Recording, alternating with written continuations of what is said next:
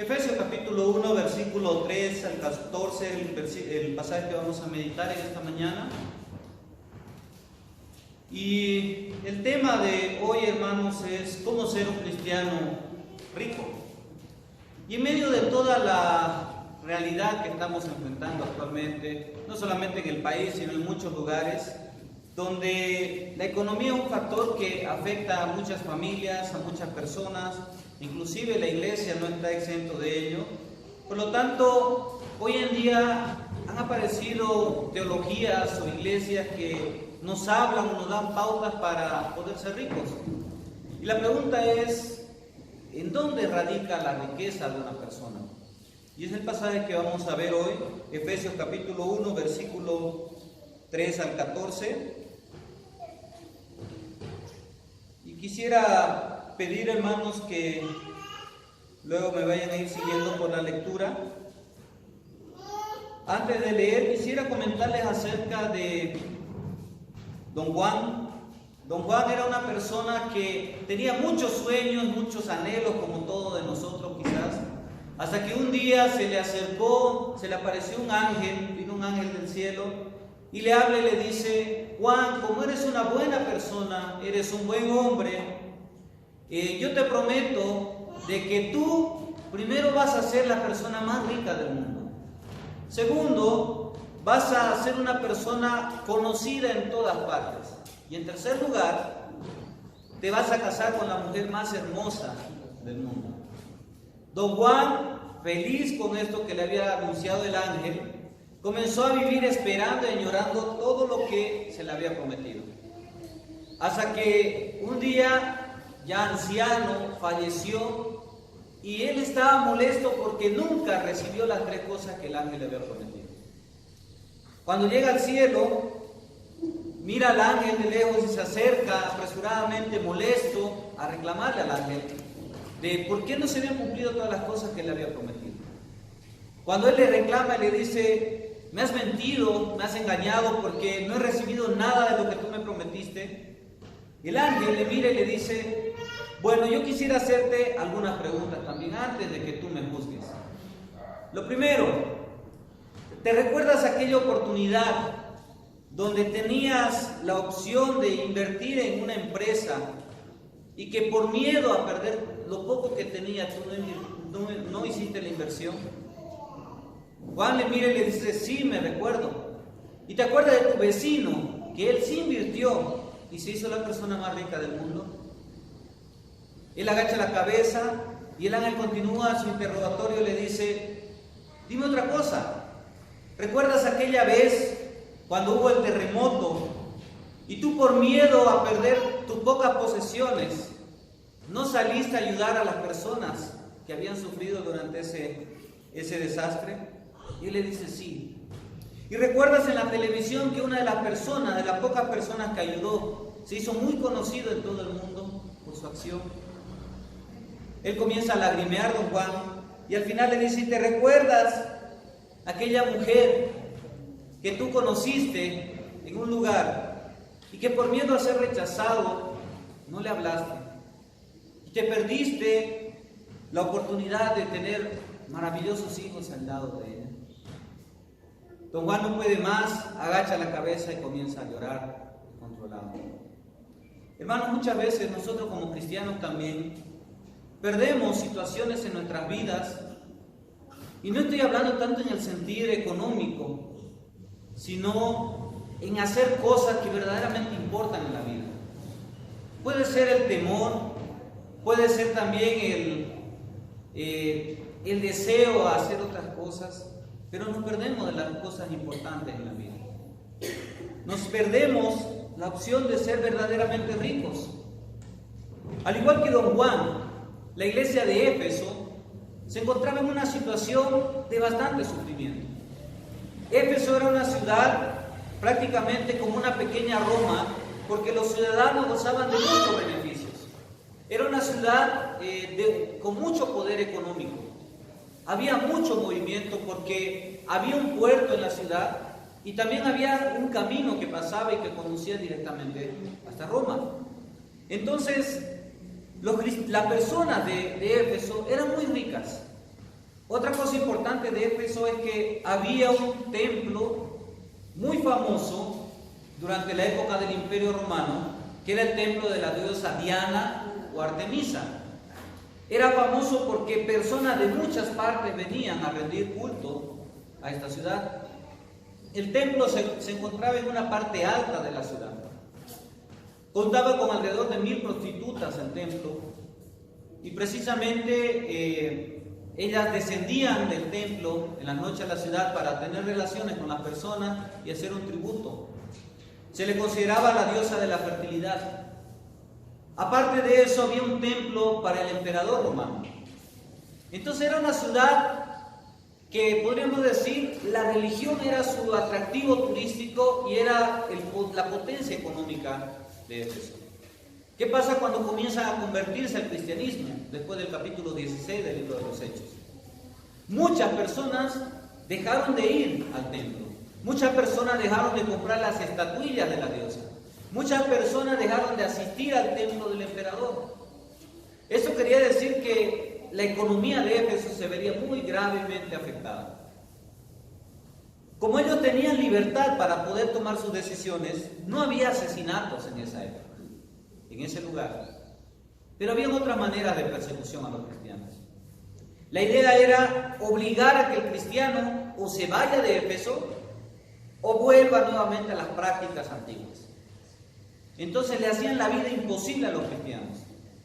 Y de pronto las personas pobres en Éfeso terminaban siendo los cristianos precisamente, porque habían perdido todas las cosas y las propiedades que tenían. Es allí que en ese sentir de que somos pobres, de que quizás se le pasó por la mente a alguno, ¿por qué me hice cristiano? Mi vida me iba bien antes de conocer a Cristo. Allí es que Pablo escribe la carta a los Efesios, y en especial el capítulo 1, Pablo va a tener la intención de mostrarles a los efesios de que ellos son ricos, de que verdaderamente ellos tienen todo en la vida. Versículo 3 al versículo 6 del capítulo 1, Efesios 1, 3 y al 6 dice: bendito sea el Dios y Padre de nuestro Señor Jesucristo, que nos bendijo con toda bendición espiritual en los lugares celestiales en Cristo, según nos escogió en Él antes de la fundación del mundo, para que fuésemos santos y sin mancha delante de Él, en amor, habiéndonos predestinado para ser adoptados hijos suyos por medio de Jesucristo, según el puro afecto de su voluntad, para alabanza de la gloria de su gracia, con la cual nos hizo aceptos en el amado. Hermanos, al igual que los efesios, al igual que don Juan, quizás tenemos muchos sueños. Y estos sueños se ven truncados cuando enfrentamos dificultades en nuestra vida, cuando enfrentamos pruebas y cuando vemos que nos va mal, más mal todavía cada vez. Es allí que Pablo nos recuerda y nos dice: como cristiano, debo recordar que recibí las bendiciones del Padre. Efesios, desde el 3 hasta el 14 que vamos a ver en esta mañana, divide bendiciones, y el versículo 3 nos dice: recibimos todas bendiciones espirituales en los lugares celestiales. Nos dice que hemos recibido todo del Padre, y va a dividirse en las tres personas de la Trinidad. Versículo 3 al 6 me va a hablar de las bendiciones que el Padre me ha dado a mí como cristiano. ¿Y cuáles son esas bendiciones? Versículo 3 y 4 me dice que he sido escogido. Y este llamado o esta frase, he sido escogido, está enfocada a recordarme de que no es casualidad que yo sea cristiano. De que ya antes Dios me había elegido, si podríamos decirlo de esa manera, para ser cristiano. Y me había colocado, al igual que los efesios, lo colocó en Éfeso, en esa ciudad tan complicada de ser cristiano en esta época. Nos colocó en Cochabamba a nosotros. Nos escogió para vivir en este lugar. Nos escogió para ser parte de esta zona. Y nos escogió para asistir a esta iglesia. Ahora, nos está hablando aquí de la teología de la elección o la predestinación, también está muy ligado con esto. Y esta es una doctrina muy difícil de explicar.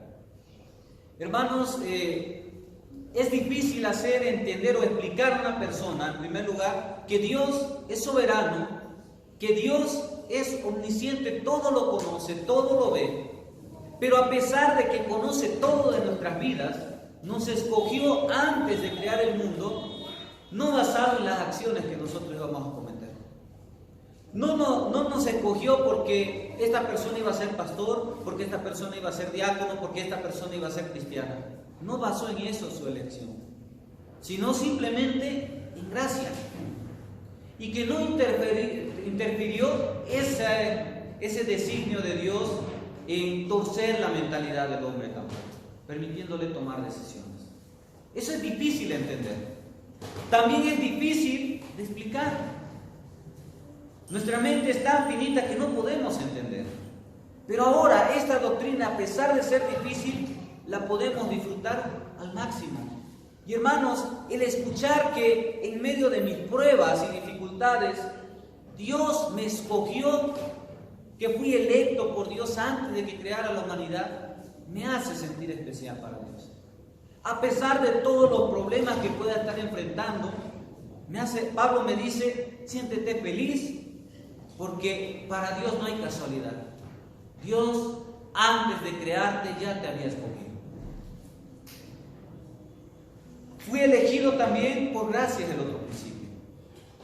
Como decíamos, no se basó Dios en la cara bonita de una persona, no se basó en sus acciones, no se basó en sus decisiones, sino simplemente porque Dios quiso, me eligió, me escogió.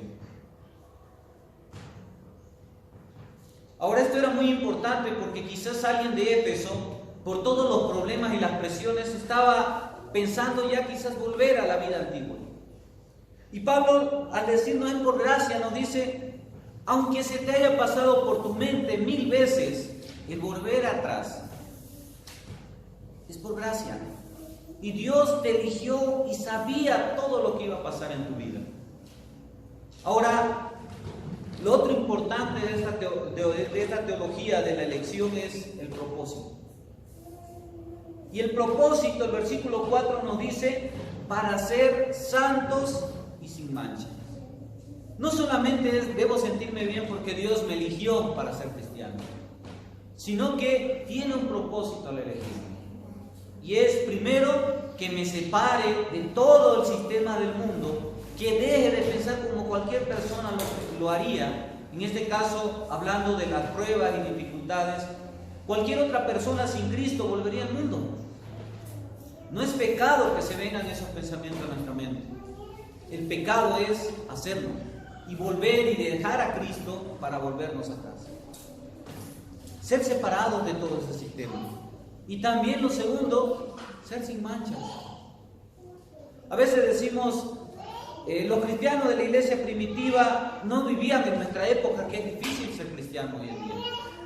Sí es difícil ser cristiano actualmente, en nuestro país, en nuestra ciudad, en este mundo en el que estamos viviendo. Pero recordemos nuevamente la situación en la que se encontraban los efesios. Ellos habían perdido todo. Ellos no se podían reunir abiertamente porque quizás iban a recibir piedras, insultos y muchas otras cosas, censura en la sociedad. Pero aún así ellos dijeron, vamos a vivir sin mancha en medio de toda esta idolatría, en medio de toda esta inmoralidad en la que estamos viviendo. Vamos a vivir sin mancha. Y ese es el llamado también para nosotros, hermanos. Recordemos, fui elegido. Y en respuesta a esa elección, yo debo procurar vivir sin tacha alguna. Que mi vida sea ejemplo para los demás. Y solo así entendemos al final del capítulo 2 del libro de los Hechos, y al final del libro de los Hechos, el último capítulo, cuando dice que el Evangelio crecía sin impedimento. En Éfeso había persecución de una manera, pero la iglesia crecía, ¿por qué? Porque los cristianos mostraban un ejemplo de vida diferente y la gente quería ser cristiano, incluso exponiéndose a perderlo todo y en otros lugares incluso la vida. Hermanos, si hoy en día la gente no quiere ser cristiana, es porque nuestras vidas a veces no reflejan nuestra elección de Dios, no reflejan santidad, y pureza. Por lo tanto, debo recordar que he sido escogido. Versículo 5, lo segundo, debo recordar que he sido adoptado también. El Padre me ha adoptado.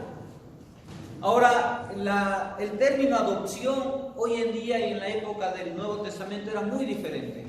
Pablo va a tocar un aspecto legal de la época y se va a enfocar en la práctica romana. En la práctica romana había un siervo, un esclavo, que se llamaba el ayo, y el ayo era el encargado de cuidar del niño hasta que el niño pueda crecer y convertirse en hombre. Entonces la adopción venía cuando ya el niño se había convertido en hombre, había aprendido todo del esclavo, que era instruido en letras, y de pronto el papá hacía como una fiesta donde adoptaba a su hijo, le daba su nombre ya en ese momento, y el hombre, ya el futuro hombre, mostraba que era responsable y era ya considerado un ciudadano, y disfrutaba de todos los bienes del padre. Para diferenciar entre lo que son dos términos, la elección y predestinación. La elección, como vimos anteriormente, se refiere a personas, es decir, Dios me escoge. Segundo, la predestinación se refiere a los propósitos para esas personas. Es decir, Dios me eligió y me predestinó para algo. En el caso de un diácono, para ser diácono. En el caso de un pastor, para ser pastor. Para eso lo trazó también antes de fundar el mundo. Después de elegir, Dios predestina que ciertas cosas sucedan en nuestras vidas. En este caso, de los efesios y de nosotros como cristianos, la adopción. Aunque éramos creados por Dios, ahora somos adoptados como hijos. ¿Qué significa esto? Que al momento de adoptarnos, nos otorga el estatus de un hijo adulto, como era en la época de Roma. Es decir, al adoptarme Dios por medio del sacrificio de Cristo y de la fe que yo profeso, a partir de ese momento llego a formar parte de la familia de Dios. Y todas las bendiciones que Cristo consiguió se hacen aplicables para mi vida. Por lo tanto, el recordarnos que somos adoptados nos lleva a pensar de que tenemos muchas bendiciones para disfrutar en la vida, a pesar de los problemas que podamos estar enfrentando. En tercer lugar, versículo 6 me dice que he sido aceptado. Por el pecado, hermanos, un niño al nacer es inaceptable delante de Dios. Por el pecado, hermanos, si no tuviéramos a Cristo en nuestra vida, Dios no podría ni vernos en el día del juicio final. ¿Qué es aquello que nos hace o nos permite acercarnos a Dios, ser aceptados? Y el pasaje del versículo 6 me dice, en el amado somos aceptos. ¿Quién es el amado? Jesucristo. Por lo tanto me dice que en Cristo Dios me acepta ya y no mira todas las imperfecciones que yo tengo. Un gran ejemplo es el caso de Filemón, cuando en su carta, cuando Pablo manda la carta a Filemón, hablando de Onésimo, le dice, recíbelo como me recibirías a mí. Recibe a Onésimo así como lo haría conmigo. Y la idea, hermano, el mejor ejemplo en la Biblia es el caso del hijo pródigo. Ese hijo que vuelve después de haber fallado a su padre, y el padre, por amor a ese hijo, le recibe. Es decir que ahora Dios, al momento de ser adoptados, no me mira, no te mira a ti, mira a su Hijo Jesucristo. Y eso le permite decir, ven a mis brazos. Eso es lo que permite que nosotros podamos acercarnos, ser aceptados por ese Dios Santo a pesar de ser pecadores. En segundo lugar, versículos 7 al 12 dice lo siguiente: en quien tenemos redención por su sangre, el perdón de pecados según las riquezas de su gracia, que hizo sobreabundar para con nosotros en toda sabiduría e inteligencia,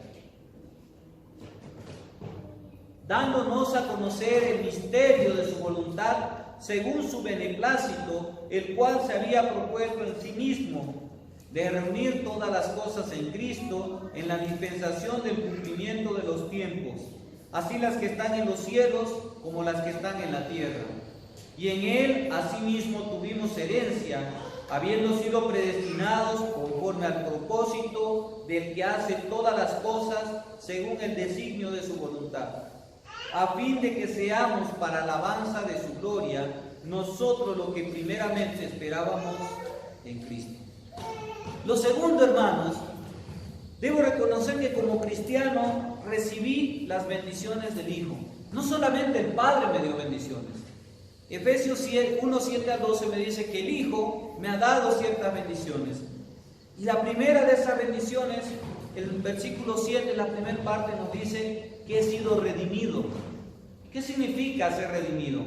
La redención significa comprar o rescatar.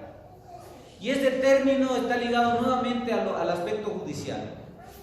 Cuando alguien no podía pagar una deuda, se vendía como esclavo a otro en el Imperio Romano. Y para poder liberarle de esa esclavitud, o tenía que pagar, o tenía que cumplir cierto tiempo como esclavo, o esperar que alguien comprara su esclavitud, su libertad. Cuando alguien compraba, le rescataba, se decía, pagaba el precio por su esclavo, por el esclavo. Y Pablo aquí nos está diciendo que como cristiano fui comprado de la esclavitud del pecado. Es decir, ya no le pertenezco al pecado, ya no le pertenezco a Satanás, ahora soy libre. Recibí también, me dice este versículo, una redención presente. Es decir, fui redimido, fui rescatado de la pena del pecado. ¿Cuál era esa pena? El castigo eterno. Pero fui rescatado también del poder del pecado. Hermanos, ahora la esperanza que me da Pablo es de que ya el pecado no tiene control sobre mí.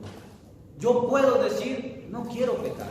Puedo luchar, aunque sabemos que en la carne vamos a seguir pecando, pero ya tengo potestad, gracias al Espíritu de Dios, para luchar.